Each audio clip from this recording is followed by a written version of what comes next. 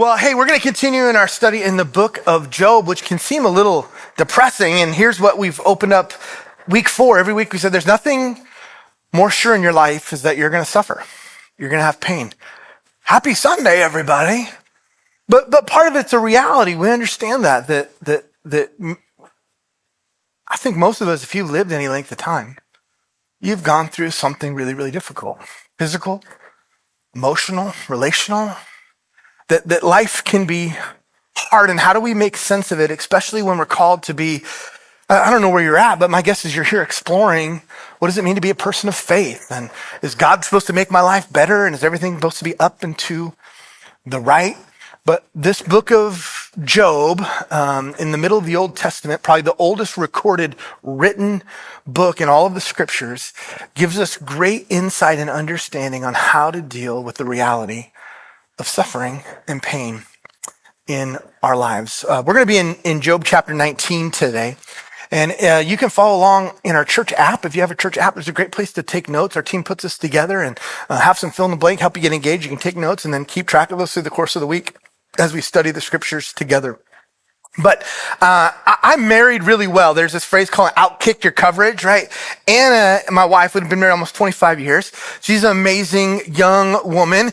And when we met down at the University of Oregon. We're doing college ministry, and Anna was actually a music professor at that time, teaching college level music. And I was a country bumpkin who grew up in the mountains of Colorado, where we had, in the middle of winter, we had an ice breaking stick near the toilet. So you had to break the ice in the morning so you could go and dirt road. And all my friends that are my contemporaries watched MTV and rode skateboards. I didn't know there was such a thing as MTV until I was in my college dorm. And I never rode a skateboard because we only lived on dirt roads. And I fell in love with this amazing high-class cultured woman who grew up, you don't know this about Anna, but she was like a childhood prodigy on the violin. At like 4 years old, she would lock herself in her room and practice for like 4 hours. She's a dweeb. But it got her far in life. She was part of the Canadian, she's Canadian too, Canadian Youth Symphony, and traveled all over British Columbia and Canada playing as like a child prodigy type things. And then she married a knucklehead like me. And, but when in our early years of dating she was performing at all these classical events. And so I had to learn to like classical music. Anybody ever dated anybody and you learn to like stuff? And I had no idea what was going on. I'd show up to these events and be like, all right, here we go. But I actually learned to enjoy classical music and choral performances, and she even got me to go to some operas and some things like this. But I learned some things about music, right? I kind of grew up listening to John Denver and James Taylor, like the folk music, a little rock and roll. And, you know, in the middle of these big orchestras or symphonies, I learned to watch the drummer. That's what I called him, but I learned he's the timpani player. And not only did I get to go to these things, but I got to go to the after parties. And you would never believe this, but the symphony, the orchestra, the after parties are nuts. Those are like some of the craziest things I ever saw in my life were at classical music after parties. Just trust me, okay? And the dude who was always wildest was the timpani player. And so I learned, like, okay, this is a really boring section of the music. There's not a lot happening. But when the timpani guy, he'd be like sitting down in the back in his, bow tie. And all of a sudden, when the timpani guy stood up and pulled out his sticks, I was like, dude, something's about ready to happen. I just learned. And then all of a sudden, the conductor would be like, da, da, da, da, and the timpani player would pull his sticks out and go, da, da, da, da. Like, dude, that was awesome. It was like the rock and roll solo that we just experienced in this whole deal. And if you go to symphony, go to classical music, most of great orchestras aren't actually mic'd. They're not amplified. And so there's great dynamic. And I never understood, but like there'd be these moments where it's like even so quiet that you have to lean in and you're like, is anybody playing? And there's an oboe giving a solo. I don't know what oboe sounds like. And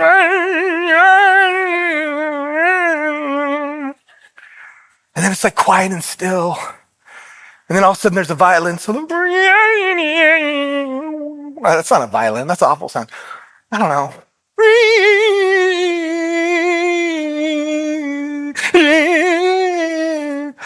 And as much as you try, you're like, okay, this isn't Looney Tunes. I'm actually like getting emotionally involved in this. And great composers like the Mozarts and the Beethovens, they learned the brilliance of music. And it evokes such emotion. And here's what I learned sitting and watching all these concerts and watching Anna perform, all these things, was in order to have those great high crescendo moments. I've struggled with that word all day. Those high moments when the timpani player's like banging his head. You have to have the still.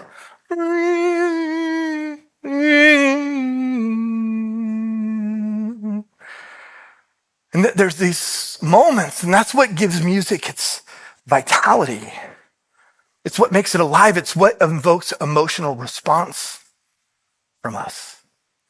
And where we're at in the book of Job in chapter 19, we're in the middle of this story. There's 42 chapters in the book of Job, and these middle chapters are these lengthy dialogues that Job has with his friends, lengthy just monologues that Job has. And here in chapter 19, we're just going to read a small section, but what we're going to see is we're going to see a moment of Job's violin solo. Emotional. One of the great things that theologians talk about the book of Job, one of the things that's so helpful for us is to recognize Job's emotional realism. That there's no emotion that Job does not experience or express throughout this ancient text. And so often we don't know how to even process our emotions. And Job, one of the beautiful things we see, and that's so helpful, when we're in despair, when we're in pain, when we're in suffering, we feel all the feels. And Job, in his expression and even his dialogue with God, I think gives us permission to recognize that is actually part of how we are designed as humans to navigate the difficulties of life. And for many of us in our modern world, we've been not given the permission or understand even how to express the fullness of our emotions. And that sometimes leads to some truncated pain and trauma in our lives with our inability to express those. But for Job, you're going to see this in the middle. It's the saddest. This is like as dark as it gets. Job's going to talk about pain and sorrow and isolation that you could never imagine. But then catch this. So as we read this, listen to this. And then verse 25, the timpani player stands up. The conductor gets ready to, like he's ready to go. And there is this crescendo. There's this amazing moment where the tenor changes. And Job comes to a place of huge recognition, of understanding who God is. So as we just kind of think that in mind, a beautiful symphony of what Job has experienced. Job 19, starting at verse 13. Here's what Job says. He has alienated my family from me. Job has lost everything at this point. He's lost his family. His friends have betrayed him and isolated him. He's lost his fortune, his future is very uncertain. His wife has turned against him. He feels like God has abandoned him. And he's, I don't know if he can get much lower than this.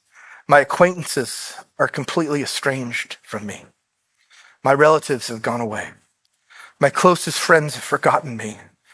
My guests and my female servants, my closest, they treat me as a foreigner. They look at me as a stranger. I summon my servant, but he does not answer, though I beg him with my own mouth. This is one of my favorite verses in all of the book in Job. My breath is offensive to my wife. Like it's rough. His wife's like, I won't even be close to you. I am loathsome to my own family. Even the little boys scorn me. When I appear, they ridicule me. All my intimate friends detest me. Those I love have turned against me. I am nothing but skin and bones.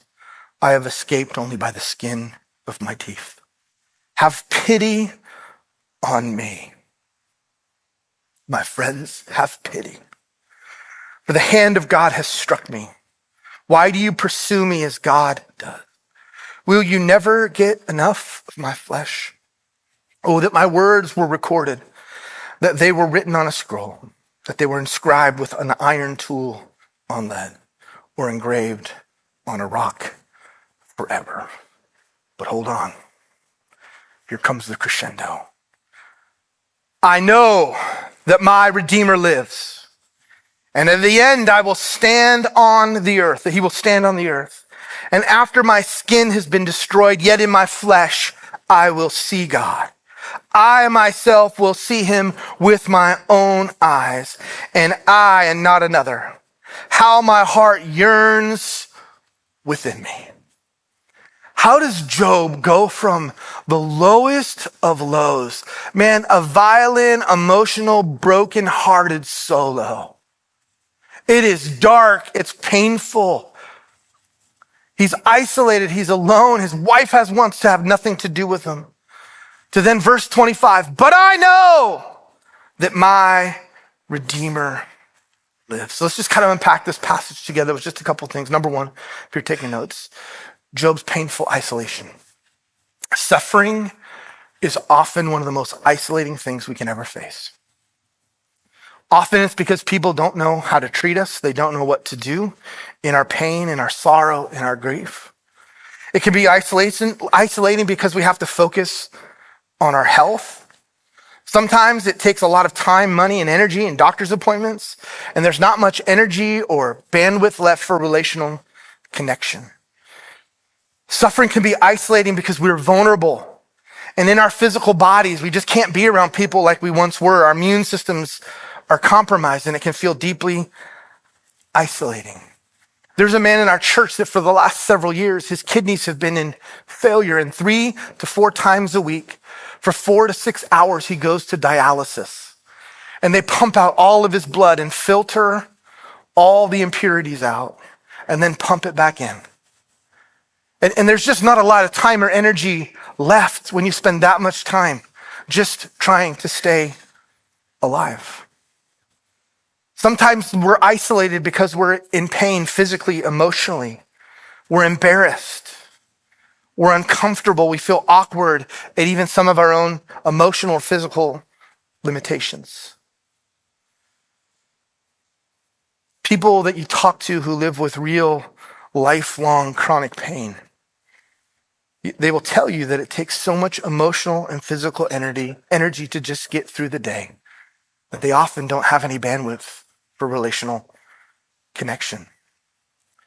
Deep pain and suffering causes strain on even the closest of relationships. And not only are those physical, emotional factors that can make us feel isolated. Like either you could drive and now you can't drive. Like that's isolating if you live on the south end of Camano Island. There's no Uber down there, right? Even these practical things of when we face our limitations, even in the midst of our physical bodies failing, we can feel so isolated. And not only are all those limitations, but there's a whole nother spiritual dynamic to it too. The tool of the enemy, Satan himself, his tool from the garden till now, from the beginning of the story to where we find ourselves, is to isolate people. To isolate people, to take people out of community, out of families, out of the systems that God has created to develop connection, protection, and intimacy. And we find ourselves isolated. Just like a pack of wolves, how do they take down a giant buffalo? Man, they chase that herd and they find the weak one and they cut the isolated one off from the herd, and their protection is found in community. And they isolate and they take the weak and the isolated down. And the enemy of our souls prowls just like a lion, just like a wolf, just like a bear, waiting to devour us. And we live in a culture where we're probably more connected than we've ever been, but I think we're more isolated than we've ever been. And the enemy of our souls is using that to isolate us. And when we're isolated, God designed us, as my friend Marty would say, our resident theologian, as relational beings. I would say it this: we're herd animals. We're meant to be in community. We're meant to be connected. God created families and churches, these systems that are meant to be protective for us. But unfortunately, sometimes because of real limitations, physically, emotionally, we find ourselves isolated. I've learned a new phrase, even just what we've been going through in the midst of some things in our life and our family. And we hear this word lonely. I think nobody wants to feel lonely. Has ever been like, I just want to feel lonely today? Like it's not a feeling that any of us would want, but I think it's an important feeling.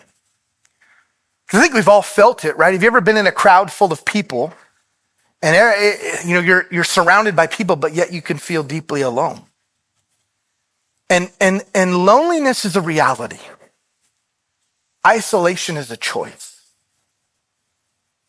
That there's times in life where maybe even the consequences of our actions, where we find ourselves in, we're going to feel lonely. But we can choose to be isolated. If you're in a room full of people and you feel lonely, there's a solution to that, right? Our moms probably all told this. If you want to have a friend, you got to be a friend, right? You can walk up. Nobody's coming talking to me at this party.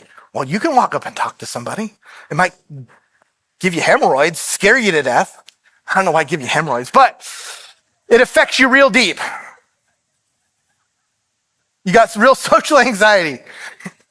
Sorry, that derailed that moment. But you get what I'm saying, right? It is scary for some of us to connect with people. It affects us deep down at the core of who we are. That was in my notes too. No, it's not a joke. But we can feel lonely, but we don't have to feel isolated. And as disciples and as just people, our pain and our sorrow can be deeply isolating. And part of Job's sorrow and violin solo is I am all alone. And there's some truth to it. His wife finds his breath offensive. And that's not just some, you need an Altoid. It's just like, I don't want to be around you. His friends have betrayed him and isolated. It feels like God has forsaken him. His family has died. His fortune has been taken.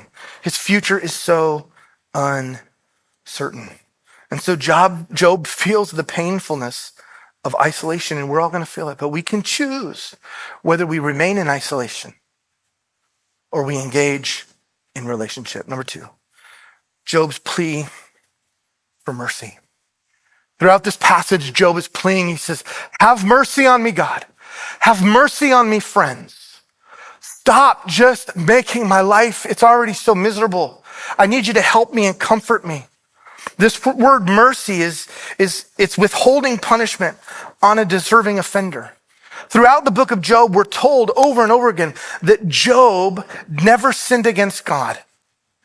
Even in the fullness of his emotional realism, where he is angry with God, he says hard things to God. He's challenging God at a lot of different things. But I think part of the secret of that is Job never perceived himself as a victim. And so he's calling on mercy. He recognizing, I'm not completely innocent in all of this. And when we perceive ourselves as, I'm good, why are good things happen? Why are bad things happening to a good person? We're not understanding a full biblical God-sized idea, where the New Testament teaches us over and over again that our best goodness, as good can be, is still like filthy rags. And Job recognizes his own sinful and brokenness, even though he's a righteous man. And for many of us, here's what perpetuates our isolation and victim mentality. When it says, I'm good. And when we think we're good, we don't need mercy because we think we're not deserving of things. And it's not that there's a direct correlation between the pain and the suffering we face and consequences. It's just part of what happens in life. But if we perceive ourselves as victims, it leads us to a different place than this righteous place, I think, where Job's calling for mercy. He says, I need mercy. I need mercy. Throughout the book, and even in this section, Job talks about that even his servants won't hear his call. His wife won't be with him. The little boys don't respect him. And many scholars think that part of the physical hell that Job went through, the boils on his body, the suffering he went, it actually changed him physically and emotionally. He was unrecognizable because of his suffering. That when we suffer and when we go through difficult seasons, that your suffering will mark and it will change you. It will mark and change you. And when we get stuck in suffering, and when I've gotten in bad places in the midst of my pain, it's when I haven't embraced the reality or haven't understood the mark and change that's happening in my own life. And I'm longing to go back to what was. Nobody's invented a time machine yet. We can never go back to what was. We have to find a way to go forward. And this is the whole story of Job. Is he's walking through this journey, and we have an inside view of his pain, the suffering, what seems like unfair and unjust as he's walking through it. But right now, Job's in the middle of the story, and when we really suffer, we're marked, we're changed. In Genesis chapter 2, it's the story of Jacob, who's kind of the father of the nation of Israel, the father of God's people. And he wrestles with God. It's this really interesting story. Either an angel or God himself. He wrestles with him all night, and he wants a blessing. And Job was kind of the spitfire character.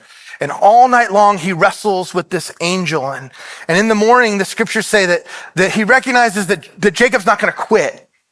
And so the angel touches Jacob's hip, and it wrenched it. And from that day forward, Jacob walked with a limp. And even tradition for the Hebrews, they didn't eat that part of a sheep because that's where God touched Jacob. And if Jacob walked with a limp for the rest of his life, when you and I go through challenging, difficult season, it will change us. You don't go through cancer and chemo and radiation and don't come out a different person on the other side of that. You don't go through a divorce. You don't go through the death of a loved one without being changed. You're different. Emotionally, sometimes physically. It changes us. One of our dear friends, we've done ministry together for years, in I think he was early 50s, just a couple years older than me. A couple years ago, suffered a very severe stroke. And I was good friends. I've traveled around the world with this man. And this stroke has changed him. It's actually the brain injury has altered his personality. He's a different dude. He looks the same. His voice sounds the same, but he's a different guy. And it's been a challenge to just even navigate relationship with him. We've spent so much time praying with our dear friends as in their marriage of trying to figure out, those vows of sickness and in health. What do you do? Because this isn't even the same guy I married. His personality has altered. It's been so challenging walking alongside of them. When we suffer, we're changed. Michelle Anderson, who was on our staff for years, she suffered a brain aneurysm, and God miraculously intervened and preserved her life. But even just, it was very interesting. She loved coffee. That girl was a coffee addict. And after a brain aneurysm, she's like, I can't even stand the smell of coffee anymore. She became a tea person. That's how much she was changed. When we really suffer, it changes us emotionally, physically. It can have a huge season on our lives. And Job is calling out for mercy. He's saying, God, have mercy on me. And friends and relationships, have mercy on me to embrace me where I am right now. I'm skin and bones. I'm barely hanging on. Don't embrace me as I was. I need your mercy for today. And for some of us, we're so frustrated with people that we are very close to because we want them to be what they once were. And perhaps in their suffering, the mercy that you can extend for them is to love them and embrace them for who they are today. The scriptures speak that God's mercies are new every day because we're different every day. The circumstances of our lives change. There's seasons of life that change us in all different ways. There's a season, if you're a married couple, there's seasons before kids. Guess what? When you have kids, you will never go back to not having kids. Oh, we want it to be like it was before babies. It won't happen, yo. Get with the program. Then you raise those kids. Oh, our lives are all about the kids. Guess what? You're hardwired to love them. They're hardwired to leave you. One day you'll wake up and send the last one out of the house and you'll look at each other and be like, what do we do now? And then midlife crises start happening. Menopause and menopause. Like, nobody told me about this. We change. There's different seasons of life. We age. Our physical bodies find limitation. And we need the mercies of God. We need the mercies of those around us for where we're at today, in the midst of how we've been changed by the circumstances of life we find ourselves in. In verse 20, Job says this, I'm nothing but skin and bones. I have escaped only by the skin of my teeth. Job is saying, not only is this bad, it is really, really bad. This is one of the lowest moments in all of the book of Job just recognized, I'm barely hanging. All I am is skin and bones. I have nothing left. And then what seems out of nowhere, this amazing violin, emotional solo of his pain, his sorrow, his suffering, his isolation, his loneliness, comes verse 25. Job has this thing called his unshakable hope. And in one verse he goes, I'm alone, I'm isolated, have mercy on me, till he makes this bold declaration. But I know that my Redeemer lives. How does he make this shift? How does he change in this amazing crescendo in the narrative of this story?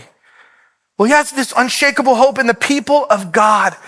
One of the things that should define us and has defined us for thousands of years of history, church history, is a people who have unshakable hope in the midst of really bad odds. And the church has thrived and grown and been most influential when it seemed darkest. Because Job says, I know that my Redeemer lives. And the book of Job was maybe written 2,000 years before Jesus. And Job, in his suffering and in his pain, we talked a lot about this last week, he has a theological breakthrough. He's beginning to understand the nature of God different than any of his contemporaries. He's beginning to prophetically see into the future and make theological breakthroughs and recognitions of things that we would figure out that Paul would help us wrestle with a couple thousand years later in the first century. And even in this declaration, he says that I know my Redeemer lives. And he had no hope of Jesus, had no idea that God would send a Messiah, a suffering servant who would suffer like Job did, who had been through what Job went through. But Job somehow sees into the future, and it's what sustains him. And for us today, if you're really a disciple of Jesus, we should be inspired by Job's hope. This guy had some grit. He had some chutzpah. Man, he sees something into the future that's so hard for us, even in the midst of our pain. And we have the life of Jesus. So Job's all looking forward. We have the privilege of being able to look back to Jesus and what he's done. And we have the ability, with a hope and a narrative, of seeing that death is not the final answer, that there is the resurrection of the dead, as Jesus, as we talked about last week. And then as Job makes this bold declaration that I know my Redeemer lives. We've seen it. We hear the story. We've got 4 gospel accounts of it. So not only do we have something to look back on, but we have a great hope into the future, unlike Job. In 1 Thessalonians chapter 4, Paul writes to the church, he says, brothers and sisters, I don't want you to be uninformed about those who sleep in death, so that you do not grieve like the rest of humankind who have no hope. We have hope if you believe in Jesus. We have hope that death, pain, and suffering do not have the final word. And Job says, my Redeemer lives. And there's 3 things on how Job says this. This is when he says, God is his Redeemer. Job makes it personal. It's not personal. It's not just a theological poster on the wall. Job says, my Redeemer lives. My Redeemer lives. And that word Redeemer, it's a biblical word, hard for us to understand. But I'm sure you're all familiar with recycling, right? And in other states, you pay like 5 cents for your can, and then you go and you redeem it, and they give you 5 cents back. Tuesday night, Frank, one of our just amazing volunteers, he helps take the trash out after we have groups on Tuesday night, and you produce all kinds of trash, praise the Lord. And so I was walking to the office, and our dumpster's over there, and I met Frank, and I was going to help him unload the trash out of his truck. And I'm like, wow, he's taking a long time. And I walk up, and Frank's going through all the trash, and he's pulling out all the cans that didn't get appropriately separated into the recycle bin. And he's going through all of them like, Frank, what are you doing? Are you going to make a trip to Oregon? Remember that Seinfeld episode where they drive to Michigan? I thought Frank was going to bust for Oregon to get 10 cents for his can. And goes, oh no, I gather them up, and a couple times a year I go up to the metal recycler and I'll redeem my aluminum for a couple of bucks. And I was like, that's awesome, Frank. This is a great sermon illustration, but I'm not going to help you do this. I walked away. But it was a beautiful picture. That's what God does with our lives. He opens up the garbage can of our lives, and he goes through all the messy, broken, dirty diapers. I was like, Frank, you're committed for a couple cents, bro. Going through all those things to pull out this little aluminum and say, I'm going to go redeem it for something great. And that's what God does in our lives. He is my personal Redeemer, but he's also the Redeemer of all things. That Jesus, the suffering servant, came to redeem us, to take the pain, the broken, the suffering in our lives and redeem it. That what the enemy intended to destroy our lives, God will redeem for good. It may not happen tomorrow. It may not even happen in this lifetime. But in the end of things, God is his Redeemer. Job says this. He says, the Redeemer is alive. It's not just a concept. It's not just a theological paradigm. He says that my Redeemer is alive. And we, with the hope in the resurrection of Jesus and seeing that and knowing that, we can even believe this more than Job could, that his Redeemer is alive. The resurrection of the dead. Death is defeated. Death is not the final word. And then Job says this. He says, I will see God. Job says, I myself will see God. Not somebody else. Not another person. But I will see God with my own eyes. It's not just a promise for good people. It's a promise for each and every one of us. And Job holds on to that promise. And his grit and determination inspired me this week in reading this. And in the midst of this utter destruction, as dark as it can get, comes the crescendo of verse 25. And I know that my Redeemer lives, and I will see him with my own eyes. And Job's friends, and you read the book, you think, Job, throw in the towel, man. Give up, curse God, roll over and die.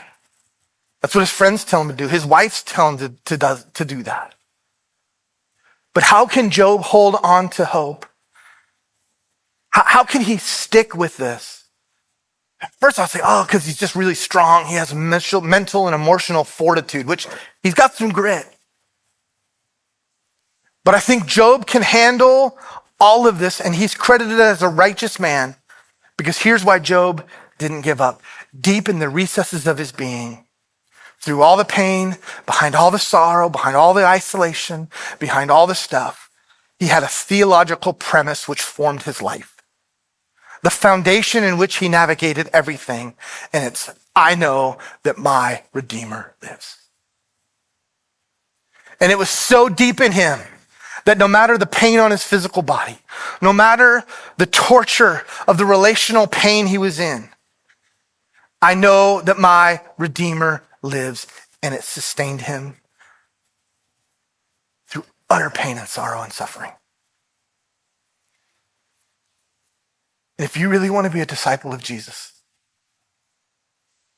at some point in your spiritual journey, This has to go from a poster on a wall to a theological premise to a deep, abiding reality in your heart and mind. I may not understand everything. I may not even be able to make sense of the pain and the sorrow and the grief. I may be not able to even comprehend what's going on in my life. But I know that my Redeemer lives. And if we can hold on to that, and if we know that our Redeemer lives, I don't have to sum up some strength from outside of myself. I can hold on to that premise, and that is the hope that is abiding. Can we stand together as we close? We pray. Just as I was praying this morning, I just have a sense that there might be many of us watching online in the room that you feel pretty hopeless right now. You feel like that you're on the end of your rope. You're just holding on, and your grip's getting weak, and you're ready to let go. In your marriage, that kid who's been gone for a long time. And I think Job would speak to us, and he would say, I know that my Redeemer lives, so I still have hope. And Jesus, right now, for those of us at the room who are just in the midst of grief and sorrow and pain and loss, and our strength is failing us, as it often does.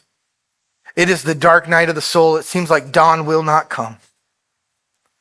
Lord, would we hear the voice of God say, hold on?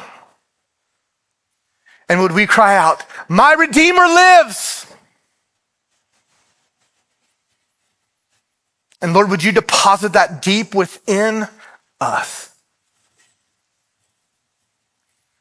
It doesn't mean we have doubts. It doesn't mean we understand everything. But God, we know that our Redeemer, that God somehow in the end will take everything in my life and redeem it for something good. And so Jesus, I pray for courage. I pray for a reframing of thinking, of understanding, where we're trying to ask all the why questions. Lord, maybe we move from the whys to this is what I know, and I know that my Redeemer lives. And I will see him again with my own eyes. And death doesn't have the final word. And this suffering and pain will one day come to an end.